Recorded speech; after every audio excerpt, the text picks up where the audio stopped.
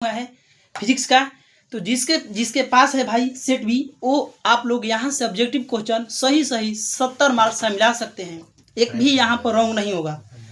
तो आइए हम लोग क्वेश्चन को स्टार्ट करते हैं। जिसके जिसके पास सेट सी भी है, अलग अलग क्वेश्चन हो सकते हैं नंबर में, तो यहाँ से आप लोग मिला सकते हैं। देखिए पहला क्वेश्चन क्या है, यहाँ से हम लोग सुनेंगे।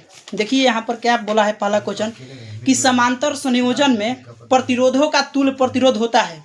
तो समांतर संयोजन में क्या होता है ना, प्रतिरोध जो होता है यानी 1/r ऐसे करके 1/r1 + 1/r2 ऐसा हम लोग निकालते हैं समांतर संयोजन में। तो यानी यहाँ पर प्रतिरोध क्या होता है, इन्वर्स यानी घट जाता है। तो ऑप्शन नंबर इसका ए हो जाएगा। धारावाही परिनालिका के अंदर चुंबकीय क्षेत्र रेखाएं होती है। तो धारावाही परिनालिका के अंदर जब आप बनाइएगा ऐसे, तो समानांतर तथा सीधा यानी स्ट्रेट होता है। ऑप्शन नंबर इसका डी होगा 2 नंबर क्वेश्चन का। 3 नंबर क्वेश्चन देखिए क्या बोला है। 3 नंबर क्वेश्चन बोला है आपसे कि काला संबंध स्रोत वे स्रोत हैं जिनके लिए कालांतर तथा वृत्ति दोनों क्या होती है, कांस्टेंट, यानी ऑप्शन नंबर आपका डी हो जाएगा।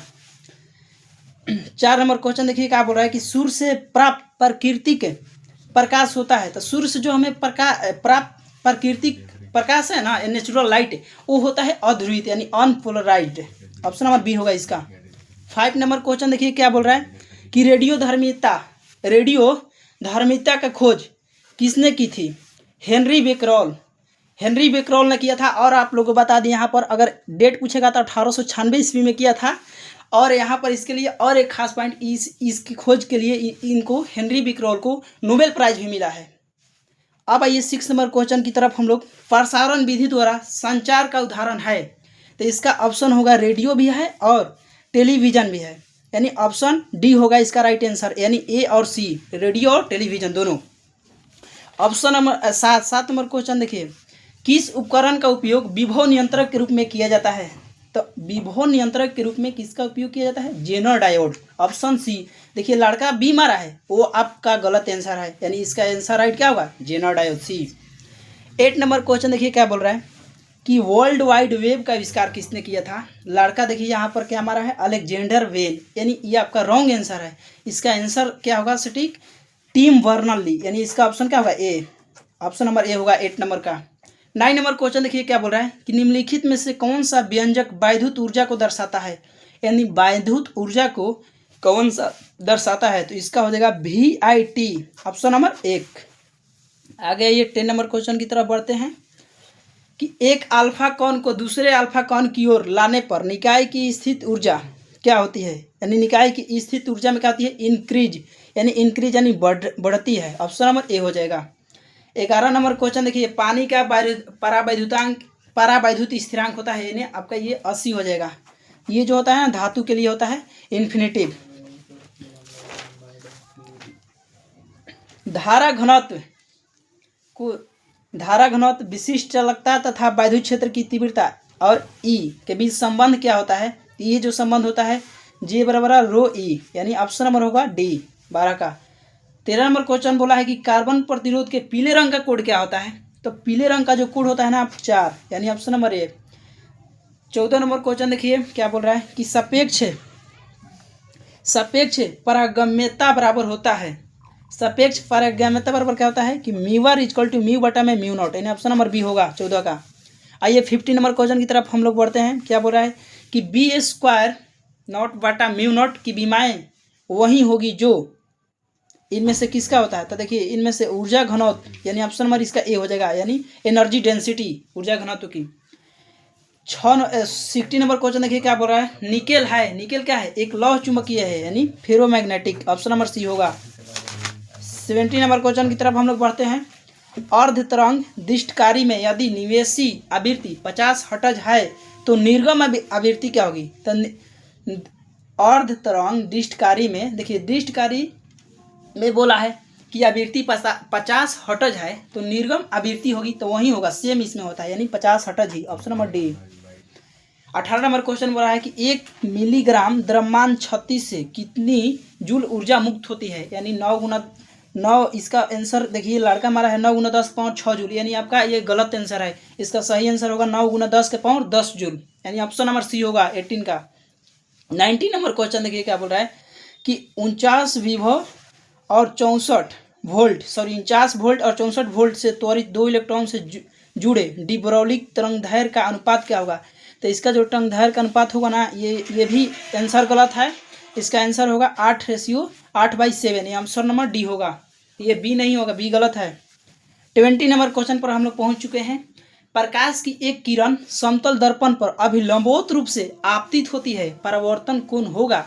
जब समतल दर्पण पर अभिलंबोत रूप से आपतित होगी तो यहाँ पर आपका सीधा 90 डिग्री का एंगल बनेगा, ठीक है ना, 90 डिग्री का, इस प्रकार से।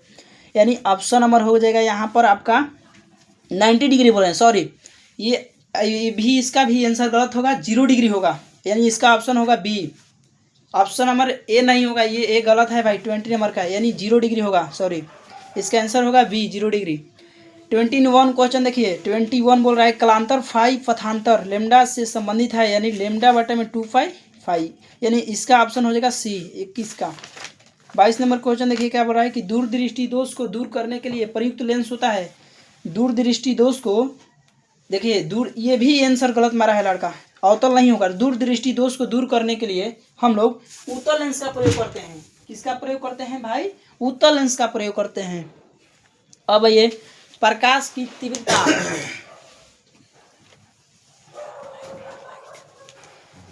प्रकाश की तीव्रता का व्युत्क्रम वर्ग नियम अर्थात तीव्रता 1/r² मान होता है। इसका आंसर हो जाएगा, यानी बिंदु स्रोत के लिए पॉइंट सोर्स होगा इसका, ऑप्शन नंबर ए 23 का। 24 क्वेश्चन देखिएगा पर इसका बोहर कक्षा में एक इलेक्ट्रॉन की गतिज ऊर्जा यानी के उसकी स्थितिज ऊर्जा यू से किस प्रकार से संबंधित है। तो इसका आपका आंसर हो जाएगा के बराबर -u/2, यानी ऑप्शन नंबर सी होगा। 25 नंबर 25 क्वेश्चन देखिए, अर्धचाल को प्रबल धारा से क्षति किस कारण होती है, यानी इसका आंसर हो जाएगा आपका इलेक्ट्रॉन की अधिकता से होती है, यानी ऑप्शन नंबर सी।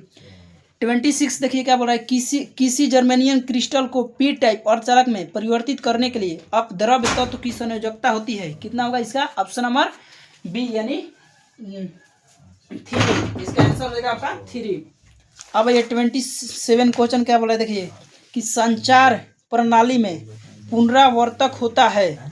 संचार प्रणाली में पुनरावर्तक कौन होगा? अभिग्राही तथा प्रेषित का संयोजन, यानी ऑप्शन नंबर सी होगा। 28 क्वेश्चन देखिए क्या बोल रहा है कि किस धातु पृष्ठ से उत्सर्जित इलेक्ट्रॉन का अधिकतम वेग दुगुना हो जाता है जब आपतित प्रकाश की आवृत्ति को दुगुना करते हैं। तो धातु का कार्यफलन, यानी कार्यफलन को हम लोग फाई से रिप्रेजेंट करते हैं। तो यहाँ पर आपका ऑप्शन होगा 2hv/3, यानी ऑप्शन नंबर ए होगा। आइए भाई आगे हम लोग इसी प्रकार से बढ़ रहे हैं। 29, यदि एक छड़ चुंबक को उसकी लंबाई के लंबवत 2 बराबर भागों में काटा जाए तो प्रत्येक टुकड़ा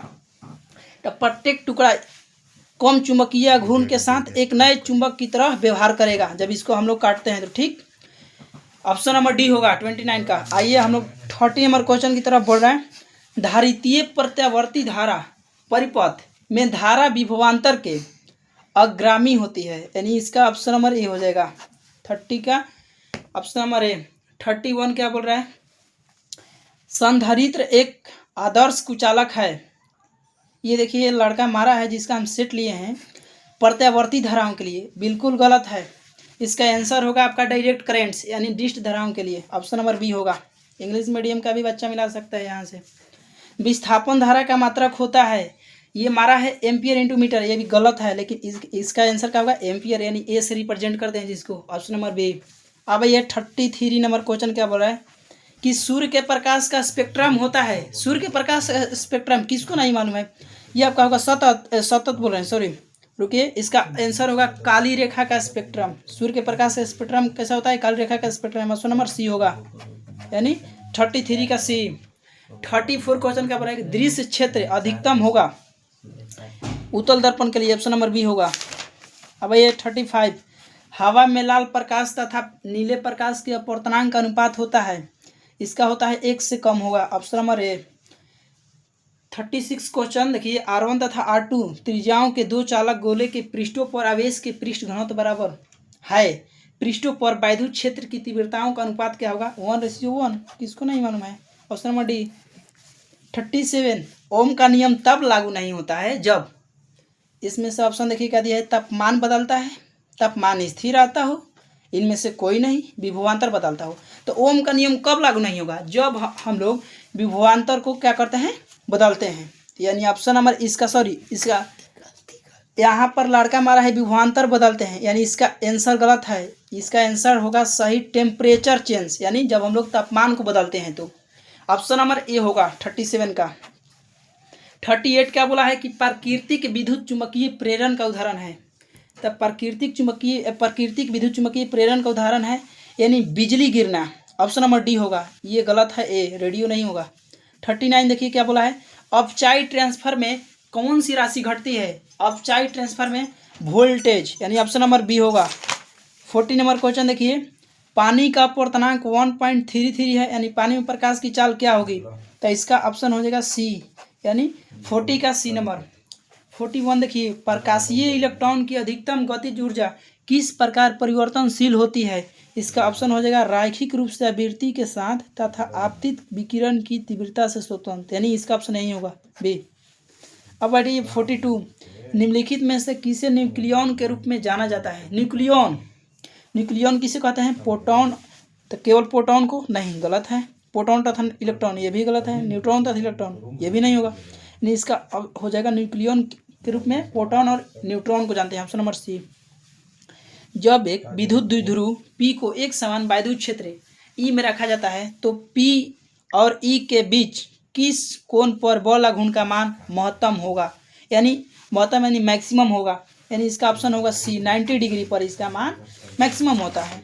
अब ये 44 का, आर त्रिज्या वाला एक वृत्ताकार लूप धारा I प्रवाहित करता है, इसका चुंबकीय द्विध्रुव घूर्ण है I, तो इसका ऑप्शन हो जाएगा पाई IR², यानी ऑप्शन नंबर डी होगा, ये नहीं होगा, ये गलत है, ऑप्शन नंबर डी होगा। 45, जब सूक्ष्मदर्शी की नली की लंबाई बढ़ाई जाती है तब आवर्धन क्षमता क्या होगा? आवर्धन क्षमता भी बढ़ता है, ये घटता नहीं है, ये भी गलत है, ऑप्शन नंबर ए होगा इसका 45 का। अब ये 46, कैथोड किरण क्या होती है? कैथोड किरण देखिए 2 किरण होती है, कैथोड एक एनोड होता है। तो कैथोड पर क्या होगा आपका? कैथोड पर जो होता है ना इलेक्ट्रॉन होता है और एनोड पर क्या होता है? प्रोटॉन होता है। तो यहाँ पर कैथोड पूछा है तो इसका इलेक्ट्रॉन हो जाएगा, ऑप्शन नंबर ए। जब एक साबुन के बुलबुलों को आवेशित किया जाता है तो इसका आकार क्या होता है? बढ़ जाता है, इंक्रीज करेगा, ऑप्शन नंबर ए 47 का। 48, 48, यदि संधारित्र के प्लेटों का क्षेत्रफल आधा कर दिया जाए तो संधारित्र की धारिता हो जाएगी। जब संधारित्र के प्लेट का क्षेत्रफल आधा कर दिया जाए तो संधारित्र की धारिता क्या हो जाएगी? तो आधा हो जाएगी, बिकॉम हाफ, यानी ऑप्शन नंबर बी होगा। 49, चौक कुंडली किस सिद्धांत पर कार्य करता है? चौक कुंडली जो होता है आपका ये सेल्फ इंडक्शन यानी स्व प्रेरण पर काम करता है, option number A. 50 number question देखिए क्या बोल रहा है कि फोटोन का संवेग P होता है यानी h/λ, ऑप्शन नंबर बी होगा। आइए 51, हाइड्रोजन परमाणु में बोहर की न्यूनतम कक्षा की त्रिज्या R0 है तो बोहर की दूसरी कक्षा की त्रिज्या क्या होगी? यानी 4R0, यहाँ से ऑप्शन नंबर सी हो जाएगा। 52 देखिए क्वेश्चन क्या बोल रहा है कि यदि चुंबकीय क्षेत्र समान है लेकिन लूप का क्षेत्रफल बढ़ाया जाए तो फ्लक्स क्या होगा? फ्लक्स में क्या होगा? घटता है, बढ़ता है, शून्य हो जाता है, अपरिवर्तित, तो फ्लक्स भी क्या हो जाता है? बढ़ जाता है, इसमें भी इंक्रीज हो जाएगा, ऑप्शन नंबर ए। अब ये 53 नंबर क्वेश्चन देखिए क्या बोल रहा है कि घरेलू प्रत्यावर्ती धारा विभव 220 वोल्ट होता है, यह क्या दर्शाता है? तो यह जो होता है ना यह आपका रूट मीन स्क्वायर वोल्टेज को दर्शाता है, यानी मूल माध्य वर्ग विभव, ऑप्शन नंबर डी। 54 देखिए क्या बोल रहा है 54 नंबर क्वेश्चन कि किसी बिंदुवत स्रोत से परिमिति दूसरी पर तरंगार्घ होता है, समतल, वृत्ताकार, बेलनाकार, इसका होगा गोलाकार, option number D spherical. 55 number देखिए क्वेश्चन क्या बोल रहा है कि विनाशकारी व्यतिकरण के लिए पथांतर बराबर होता है, तो इसका ऑप्शन नंबर हो जाएगा देखिए क्या n के 0 के 2n+1 इंटू l/2 के यानी अनंत के, तो इसका ऑप्शन होगा आपका आंसर होगा बी, ये गलत है, डी नंबर नहीं होगा अनंत के, बी होगा 55 के। 56 देखिए क्या बोल रहा है कि E = 0 तीव्रता वाले वैद्युत क्षेत्र में विभव V का दूरी R के साथ परिवर्तन होगा, तो इसका R के साथ परिवर्तन होगा तो V इन्वर्सली 1/r² दिया है, V समानुपाती 1/r, V समानुपाती R, V बराबर नियत, यानी इसका ऑप्शन हो जाएगा V बराबर नियत और R से स्वतंत्र, यानी इसका ऑप्शन डी होगा 56 का। 57 देखिए क्या बोल रहा है कि विद्युत चुम्बकीय तरंगों को सर्वप्रथम किसने गणितीय रूप से समझाया है। विद्युत चुम्बकीय तरंग को सर्वप्रथम गणितीय रूप से किसने समझाया था। इसका भाई सबको आंसर मालूम रहता है क्योंकि ऑस्ट्रेलिया का खिलाड़ी मैक्सवेल है और इस प्रकार से इसका भी नाम मैक्सवेल है। तो यहाँ पर इस वैज्ञानिक का नाम क्या है, मैक्सवेल, ऑप्शन नंबर सी। आइए 58 नंबर क्वेश्चन देखिए क्या बोल रहा है, निम्न में से कौन सा कारक एक चालक तार के प्रतिरोध को प्रभावित नहीं करता है। तो ये लंबाई के, तापमान के, पदार्थ के आरोपित विभव के, यानी वोल्टेज अप्लाइड, यानी ऑप्शन नंबर डी होगा, आरोपित विभव। जब एक परावैद्युत को बाहरी विद्युत क्षेत्र में रखा जाता है तो परावैद्युत के अंदर प्रभावी वैद्युत क्षेत्र होता है, घटता है, बढ़ता है, शून्य हो जाता है, वहीं रहता है। तो इसका आंसर हो जाएगा ए, यानी डिक्रीज हो जाएगा, घट जाता है। 60 नंबर क्वेश्चन देखिए क्या बोल रहा है कि एक माइक्रोफैराड धारिता वाले संधारित्र की पट्टियों के बीच 1 वोल्टेज युगांतर रखने पर आवेशी संधारित्र पर आवेश होगा। तो क्या होगा, 1 कूलम, शून्य, या 1 माइक्रोकूलम, या इनमें से कोई नहीं। तो इसका ऑप्शन नंबर हो जाएगा यानी बी सही, शून्य होगा। 60 का बी नंबर ऑप्शन है। आइए 61 क्या बोल रहा है कि एम द्रव्यमान तथा क्यू आवेश का एक आवेशित कण एक समान चुंबकीय क्षेत्र बी में क्षेत्रों की दिशा से थीटा कोण पर वी वेग से प्रवेश करता है तो कौन का पथ कुंडलिनी के रूप में होता है। इस कुंडलिनी के वृत्तीय पथ की गतिज ऊर्जा क्या होती है, पथ की त्रिज्या होगी। तो इसका त्रिज्या क्या होगा, एम वी बटा Q B, M V cos theta बटा Q B, 2 pi M V बटा क्यू बी, यानी M V sine theta Q B. तो इसका ऑप्शन नंबर हो जाएगा सी, यानी M V sine theta Q B. आइए 62 नंबर क्वेश्चन क्या बोल रहा है कि एक आदर्श एमीटर में होता है शून्य प्रतिरोध, अनंत प्रतिरोध, उच्च प्रतिरोध, ऋणात्मक प्रतिरोध। तो एक आदर्श एमीटर में जो होता है ना, यानी जीरो रेजिस्टेंस होता है, शून्य प्रतिरोध, ऑप्शन नंबर ए होगा 62 का। अब ये 63 नंबर क्वेश्चन क्या बोल रहा है, टेलीविजन के रिमोट कंट्रोल में उपयोग होता है। टेलीविजन के रिमोट कंट्रोल में क्या उपयोग होता है, यानी पराबैंगनी तरंगे नहीं, रेडियो तरंगे ये भी नहीं होगा, सूक्ष्म तरंगे यानी अवरक्त तरंगे, ऑप्शन नंबर ए होगा, यानी अवरक्त तरंगे। अब ये 64 नंबर क्वेश्चन, नाभिकीय घनत्व तो लगभग होता है। ऑप्शन दिया क्या है कि द्रव्यमान संख्या के से स्वतंत्र, द्रव्यमान संख्या के समानुपाती, द्रव्यमान संख्या के व्युत्क्रमानुपाती, यानी 1/1/3 के समानुपाती। तो नाभिकीय घनत्व स्वतंत्र लगभग होता है, ये जो होता है द्रव्यमान संख्या से स्वतंत्र होता है, यानी ऑप्शन नंबर ए। अब 65 नंबर क्वेश्चन देखिए क्या बोल रहा है कि एक ट्रांजिस्टर में संग्राहक के अपद्रव्य का सांद्रण न्यूनतम होता है, नहीं, गलत है। उत्सर्जक के अपद्रव्य का सांद्रण न्यूनतम होता है, नहीं, ये भी गलत है। आधार के अपद्रव्य का सांद्रण न्यूनतम होता है, हाँ, यही ऑप्शन नंबर सी होगा। अब आइए 66 नंबर क्वेश्चन क्या बोला है, देखिए कि कूलाम का नियम मान है। कूलाम का नियम किसके लिए मान होता है, पॉइंट चार्ज ओनली, यानी केवल किसके लिए, बिंदु आवेश के लिए, ऑप्शन नंबर ए होगा, यानी 66 का ऑप्शन नंबर ए। अब ये 67 नंबर क्वेश्चन देखिए क्या बोला है, ये इजिली क्वेश्चन पूछा है, वैद्युत फ्लक्स का एसआई यूनिट क्या होता है, यानी एसआई मात्रक। तो इसका एसआई मात्रक होता है Newton into coulomb inverse, option number D होगा 67 का। अब ये 68 नंबर क्वेश्चन क्या बोल रहा है कि आंतरिक प्रतिरोध आर का एक सेल बाह्य प्रतिरोध आर से जुड़ा है तो आर में धारा अधिकतम होगा यदि आर बराबर बड़ा आर बराबर छोटका r/2, यानी आर बराबर आर दोनों होगा। जब आर का मान बड़ा होगा बड़ा वाला से, बाह्य प्रतिरोध का मान बड़ा होगा आंतरिक प्रतिरोध से, नहीं, यानी दोनों का जब मान बराबर होगा तब अधिकतम होगा, ऑप्शन नंबर क्या होगा बी, 68 का बी नंबर ऑप्शन। अब ये 69 नंबर क्वेश्चन बोल रहा है कि यदि एल तथा आर क्रमशः प्रेरकत्व तथा प्रतिरोध को व्यक्त करते हैं तब L/R का मात्रक पूछा है, यानी L/R का मात्रक क्या होगा, ओम होगा, सेकेंड होगा, वोल्ट होगा, एम्पियर होगा। एम्पियर तो ऐसे नहीं होगा भाई, क्योंकि ये होता है धारा का, करंट का, इसको काटो। फिर वोल्ट होता है विभवांतर का, इसको भी काट दो। यानी प्रतिरोध का ओम होता है तो इसको भी काट दो, यानी इसका क्या हो जाएगा, L/R का यूनिट, यानी सेकेंड, यानी सेकेंड ऑप्शन नंबर बी होगा। अब हम लोग का एकमात्र सवाल बच चुका है 70 नंबर क्वेश्चन क्या बोला है, 70 नंबर की एक धात्विक चालक में धारा प्रवाहित होती है। ऑप्शन देखिए क्या बोला है, मुक्त इलेक्ट्रॉन द्वारा, प्रोटॉन द्वारा, मुक्त इलेक्ट्रॉन और प्रोटॉन द्वारा, बद्ध इलेक्ट्रॉनों द्वारा। यानी एक धात्विक चालक में धारा कैसे प्रवाहित होगा, आप सोचिए, जब इलेक्ट्रॉन फ्री होंगे, यानी मुक्त इलेक्ट्रॉन द्वारा, यानी इसका ऑप्शन होगा 70 नंबर का ए।